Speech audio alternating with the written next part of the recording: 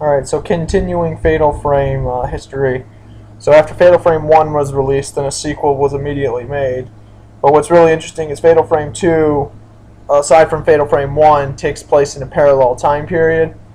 And so, I mean, it's still connected, but Fatal Frame 1 takes place at the same time Fatal Frame 2 does, in a completely different village. It's an abandoned village, also known as All Gods Village, or the All God Village, All Gods Village.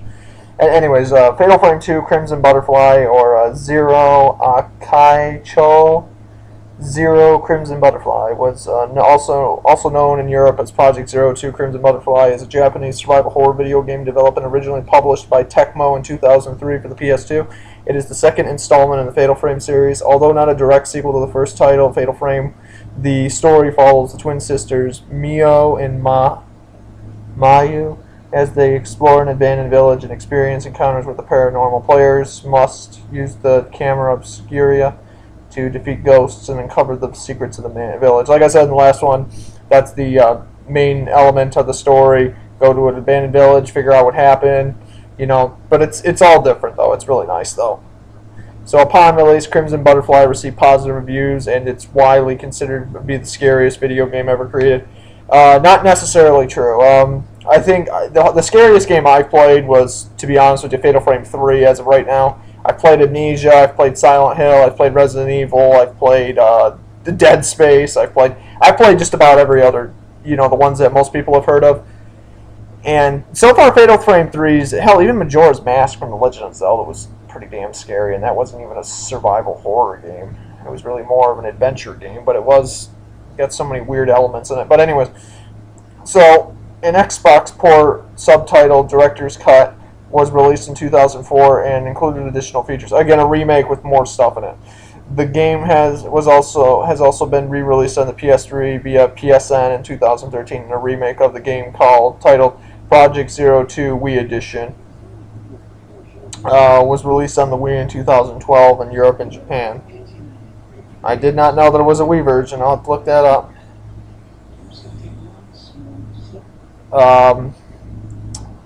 Oh yeah, that is weird. Okay, so the gameplay.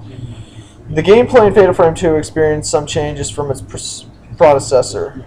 For most of the game, the player controls the protagonist, Mio, Makura, as she searches the lost village for, and sometimes with, her twin sister Mayu. Shortly into the game, Mio will obtain a flashlight which can be aimed in different directions. Although the flashlight does not work in all areas throughout the game, Mio will explore the village and its certain central buildings, finding various objects and solving puzzles in order to advance. The ghosts will provide some backstory or hints to help Mio. Mio will encounter a various number of ghosts, each with different attack patterns. Again, every ghost has an attack pattern. Mio's only weapon is the camera. It has the ability to take pictures of impossible things. The camera has two purposes in the game, both as a weapon and as a documentation. Documentation, they mean like there's certain rooms that you can't access because like certain ghosts are pushing the door, but like because you can see them, you take a picture and it will show like a picture of another position. You'll know this, and you'll have to go find it and to get rid of like the talisman or the other spirits that are blocking that position. It's a really cool concept. It really is. The camera uses a ghost filament, which is located at the bottom right of the screen when the camera viewfinder is closed, and go to the top right where the viewfinder opens. Will glow red in the presence of a hostile ghost, and glow blue not like an attacking ghost stands by, just to let you know something's nearby. The intensity of the glow in relation to the direction Mio is facing serves as a sign of both the spirit's location and proximity to Mio. So, depending on how close you get to her. During combat, Mio is looking through the camera. Her health bar is visible on the right side, and is also the game's menu screen when paused. As with most games, Mio's health runs out. The game will end. Player can replenish Mio's health, but Mio's health using various items scattered throughout the game. Again, look for them if you don't. What's funny is, unlike the first game, this game gets really carried away with a lot of items. You will be surprised that you will find a lot more health items in Sacred Water than you did in the first game, and they change a lot of the stuff in the third game. It does. The Stone Mirror, so you have herbal medicine, which are Japanese pills. Sacred Water, which is just water, but restores your health fully. Stone Mirror is essentially like a max revive from Pokemon, but you can only carry one of those at a time, and you got to find them first. Another item found within the game will revive Mio when she dies once. The player can only hold one at a time. The camera uses a different type of ammunition, with the weakest type being 07 film. Alright, so the weakest lens or what type of film you can use is 07, being unlimited. The strength of the lens increases with their numbers. Type 14, 61, which is 37 in the first game, and type 90, which used to be the best, the strongest, which was the gold version, but in the next game they just call it Type 0 film, which is the strongest absolute. So Type 90 is really just the same.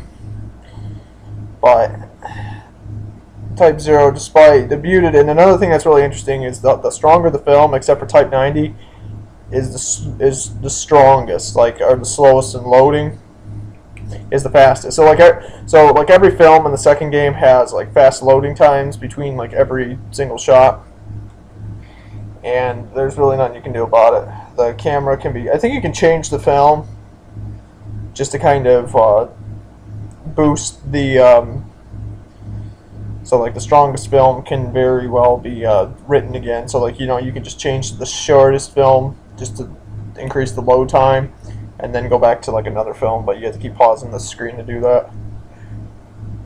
But the player can upgrade the camera's special functions and lenses using spirit orbs found throughout the game and earn points through photographing ghosts. The points are based upon the difficulty of the shot and the level of film used.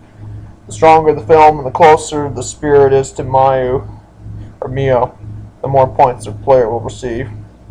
Shatter chances occur at different moments during combat, and most commonly right before a spirit attacks Mio. When a shattered chance occurs, the camera will glow. The player upgrades their camera. They can make shattered chances easier to identify. Outside of combat, the player has the opportunity to capture fleeing photographs of non-violent ghosts as they move throughout the blue environments. Well, which are the blue ghosts throughout environments. These ghosts will often yield points to the player if they manage to capture them within time. This is also worth noting.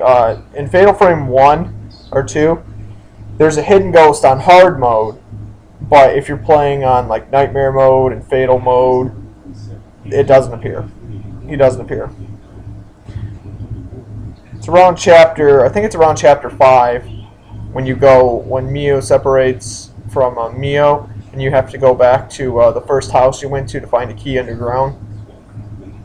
And that's when you learn that there's what is known as everybody has some sort of an underground path that connects all the houses, but you cannot access every single one of them yet.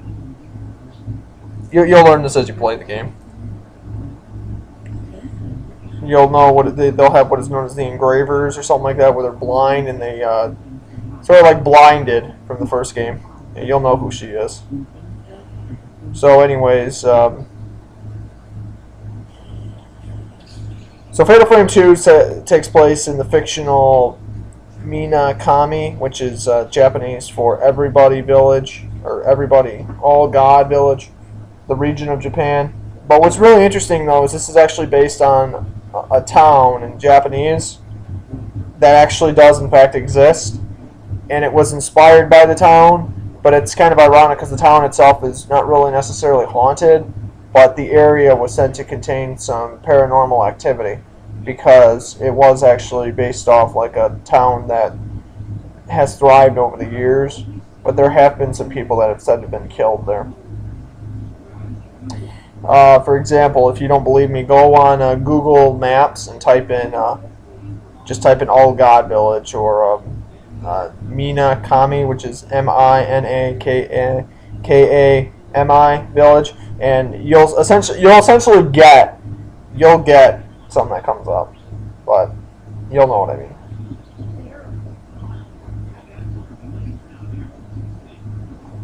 It's weird, but it's actually really interesting. So anyways, the region of Japan. While a dam is getting planned to the construction in the forest at this location in the game's present, the site is also home to the Mina Kami Village, All Gods Village, a long lost settlement where the majority of the game takes place. Player learns that the Mina Kami Village was host to the criminal butterfly ritual, the failure to which caused the settlement to vanish, and thus earning the name the Lost Village. The game's present, there's an urban legend about the Lost Village, where the people who lost the Mina Kami forest were also trapped forever in the village, thus earning in the game the Lost Village. The protagonists of Fatal Frame 2 are Mio and Mayu Amakura, the twin sisters who were visiting their favorite childhood play spot in the Mina Kami before it was lost in the dam construction. The main antagonist and the vengeful spirit of Sai Kurosawa, the soul twin shrine maiden, sacrificed for the failed ritual. She yearns to be reunited with her twin sister Yae, whom she mistakes Miu for, and uses Mayu to try and complete the ritual with her. Other characters include the spirit of Itsuki, which is Itsuki, Tachibana, a young man who mistakes Mio for Yae, but instead tries to help her and Mayu escape, and Seijiro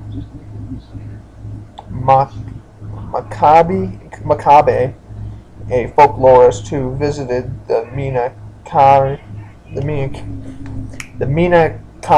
village with a camera prototype, the same as Mio used in the game, and is the assistance of Rozo Munakata, and Makabe later became a temporary sacrifice for the Abyss, also known as the Kusabe. Although Mio and Mayu's story takes place after Miku Hinasake, and the events of the Kami village occurs before those of the Himuro Mansion in the original game. Weird. So the story, okay, so during the Amakura's twins visit to their favorite childhood spot in the Mina Kami region, Mayu, who walks with a limp after a childhood accident, follows a mysterious red butterfly into the woods. Mio, concerned for her older sister, follows them, and they soon discover a village at night. While it seems abandoned, the two soon realize the village consists of tortured souls of the dead following the reliving and the events they had trapped in the site. It's also worth noting that this village occasionally reoccurs and disappears, You'll learn this in the game. Mayu soon falls under the village's spell, beckoned by the crimson butterflies. It's led deeper into the village as Mio searches for her slowly, and then learns of the crimson butterfly ritual, the failure to which caused the repentance, a disaster which shrouded the village in darkness. The village houses a system of tunnels underneath, where the deepest point is home to the hellish abyss, a deep hole that collects the souls of the dead. To keep the abyss from unleashing the dead, a pair of twins born in the village and require a ritual approximately every decade, in which the elder sister strangles the younger, after which the soul of the younger twin guards to stay towards the village as the Crimson Butterfly. Before the repentance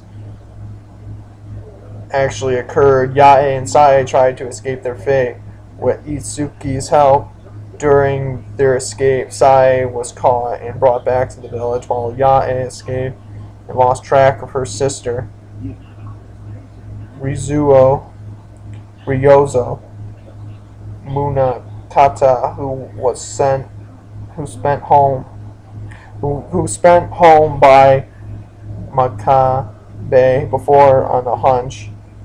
Later found Yae crying after the village stood, leading to their involvement in the first installment of the series. Meanwhile, because that's another thing about Yae, she escaped but she came back, and there's one part in the where you'll find Yae, like her ghost is crying somewhere, and this is when you find out that, like, you know, well, if you don't know how ghosts work, they essentially are supposed to be like reliving the same event before their death, and I'm sure there's other stuff that goes into it too, but the idea is that when you find Yae in this case, at least in this game's case, she is reliving the part where she tried to return exactly to where the village was, but when she returned back, the village was gone. However, this is from what she's seeing, but in the time period where when you're in the village, she's actually there. And the village is actually there. So, it's really weird, but it's, you know, like they're from a different dimension and a different kind of intertwine with yours. Just, it's weird, but it's interesting. Think of it like this. Have you ever played Metroid Prime 2? You know, Dark Aether and Light Aether. Like, there was some stuff that could only be activated in the dark world of Dark Aether, and then in the light world of Dark Aether, like, you would see, like, portals and all that, and then when you would go into the other world, you would see, like, holograms, that there was something that you had to activate. Like, for example, on Agon's Waste, Torvis's Bog, the Sanctuary. You know, it was really weird, but that's just how it worked. So, I'm trying to think where we left off. So, yeah, so leading to their involvement in the first installment of the series. Meanwhile, the Minakami villagers desperately hanged Sae to try to satisfy the Hellish Abyss. The attempt failed, causing repentance to occur and the village to disappear. During the repentance, Sae returned from the Hellish Abyss as a vengeful spirit, along with Seijiro Makabe, made a kasabi for the village, slaughtered the priests and villagers throughout the game. Several ghosts refer to Mio and Yae and seem to expect her to perform the ritual with Mayu, who became possessed by Sae. Izuki, however, tries to help her, believing the two be the Kurosawa twins. He tries to aid their escape from the village again near the end of the game. When Mio finally reunites with Mayu, she discovers one of Makabe's documents. Is referring to the older twin. She learns that in the Minakami village, the twin born second is considered the elder, which is kind of weird, but it makes sense at the same time. The village believes that the elder lets the weaker, younger twin be born first. This completely reverses Mio's implied fate. Instead of being sacrificed, she must strangle her younger sister, a fate which had been driven by many remaining twins to madness and suicide. So, and what's really interesting is even before Sae and Yae, there were other two twins, also known as the Kiru twins, and technically speaking, they were only like anywhere between 9 to 11 years old, and then there was Sae and Yae, which were 15 years old. But the Kiru twins came first, though. But they didn't live as long. What else? What are we doing here? So when Miyu and Yae finally manage to open up the escape route, the villager spirits take Mayu back to the Kurosawa house where the hellish abyss awaits them below.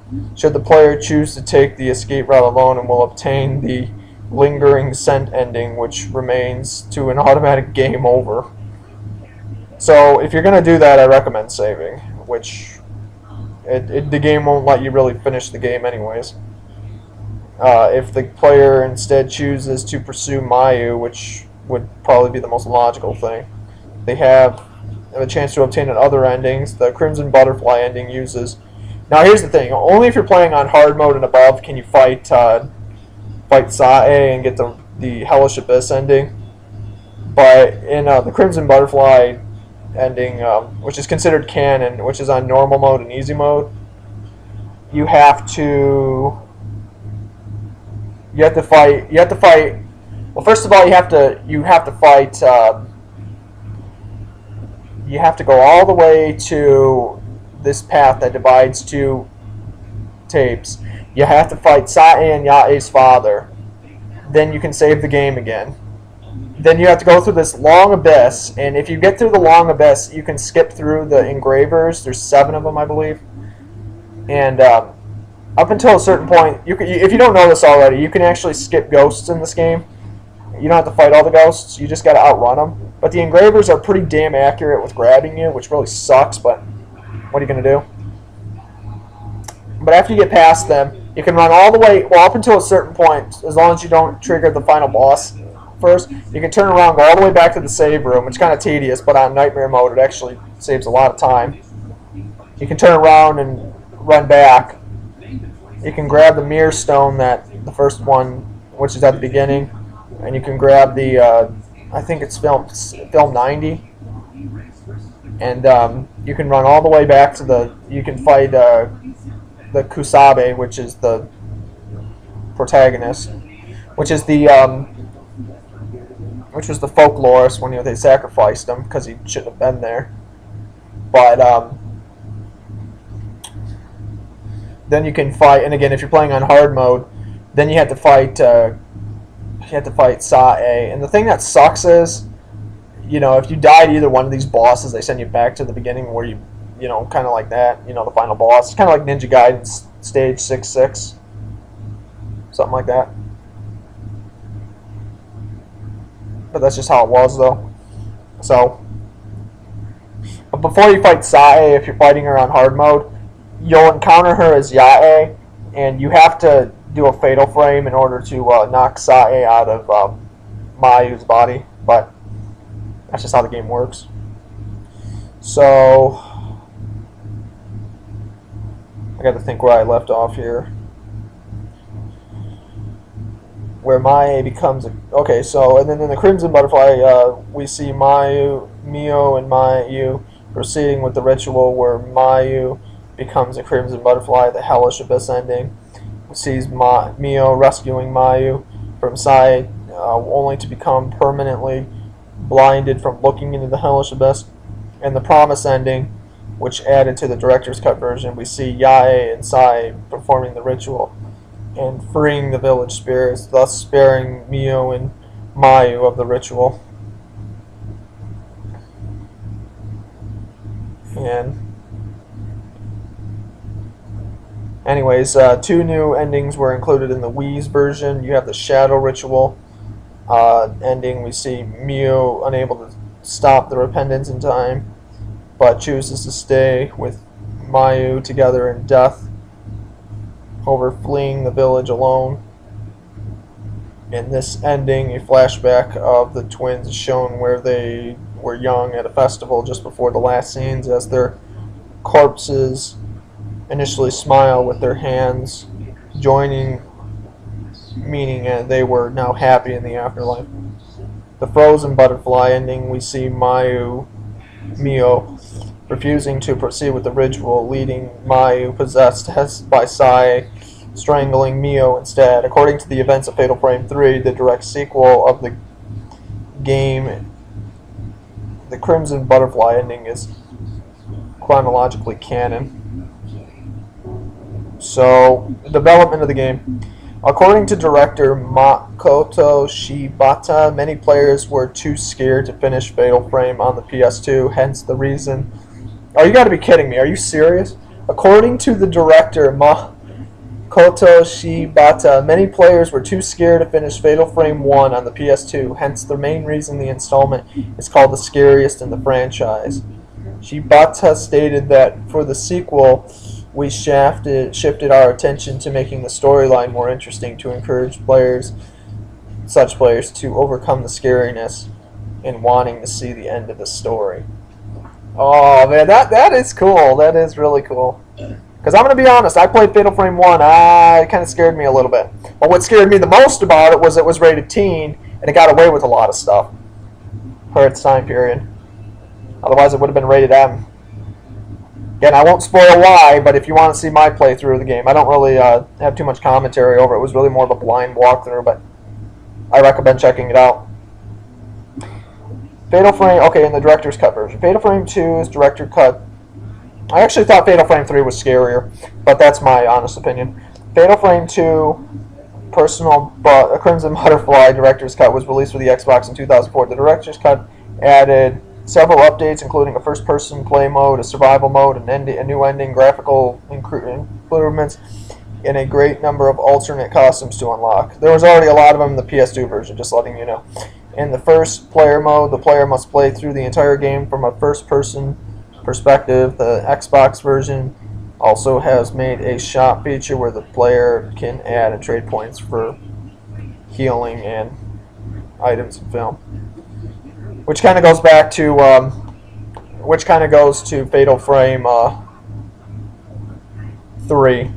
You know, you can buy and trade stuff from well, I mean, you can't buy film and health items, but you can buy, your unlockables, which is pretty cool. First, you got to unlock them, and then you got to get them. So, Project 02 Wii Edition, a remake of the game titled Project 02 Wii Edition, was released for the Wii in 2012. Fatal Frame 2 Crimson Butterfly has received positive scores from critics, and they have given the reviews anywhere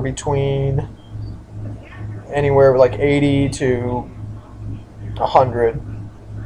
And they say it's Fatal Frame 2 was ranked in Game Trailer's top 10 scariest games in 2006, X-Play's top 10 scariest games of all time, and it was one of the best Halloween masterpieces of all time. Naughty Dog's Neil Druckmann decided that the game was as scary as a kid and experienced it in any means. I haven't seen a game come this close to being any scary movie license. Wow. So that should kind of give you an example. So, you know, if you like this video, you should comment, rate, subscribe, favorite, share. And hopefully this is something that you look forward to when we look at Fatal Frame 3.